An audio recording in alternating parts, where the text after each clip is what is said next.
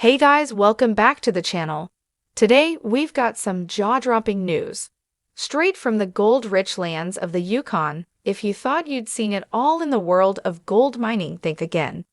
Because Tony Beets just dropped a bombshell that could shake up everything you know about gold rush. Hold on tight.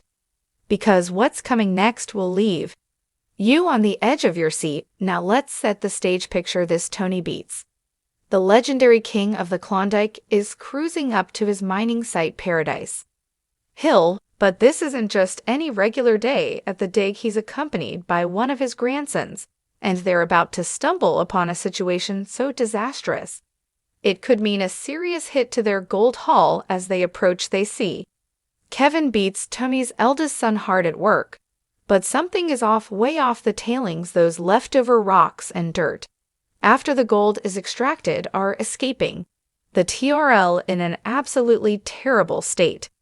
And for those who aren't seasoned miners like Tony, let me tell you, dirty tailings are a red flag the size of Alaska. It means that precious gold, the lifeblood of their entire operation, is being lost in that dirt coating. That's right, gold literally slipping through their fingers and being discarded like worthless rubble. When Tony pulls up, he can see Kevin is in over his head. The TRL, a vital piece of machinery that washes dirt off rocks to extract gold, is malfunctioning, and Kevin, despite his years of experience, is struggling to get things under control.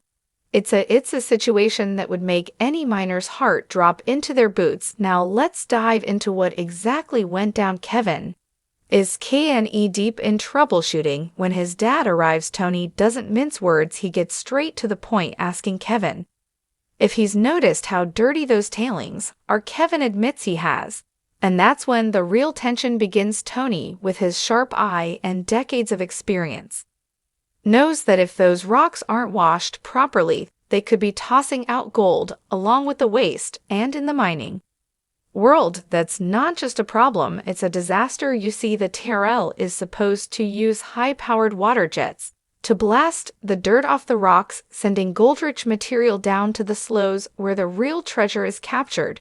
But if those tailings are still covered in dirt, it means the water isn't doing its job. It means the TRL is failing and precious gold is being left behind. This isn't just a minor glitch. This is a full-blown crisis, and Tony, in his classic no-nonsense style, is not about to let this stand. He tells Kevin that this situation is unacceptable with the Beets family. Failure is never an option, especially not when it comes to something as crucial as gold recovery.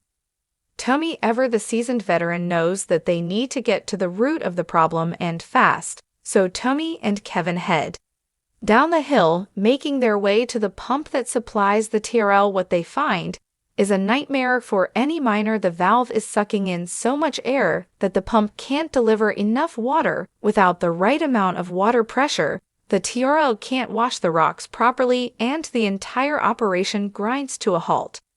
Now let's take a moment to talk about Paradise Hill. This isn't just any claim.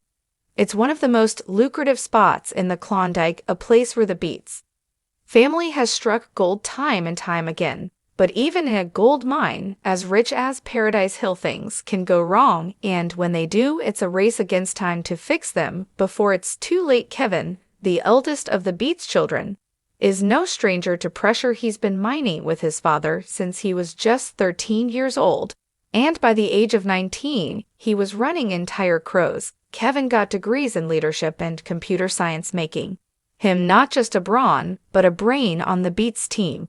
But even with all his knowledge and experience, moments like these remind us that mining is as much about grit and quick thinking as it is about expertise. But Kevin isn't just a miner, he's an operator, a mechanic, and in his spare time a painter of Warhammer figures. He's a man of many talents.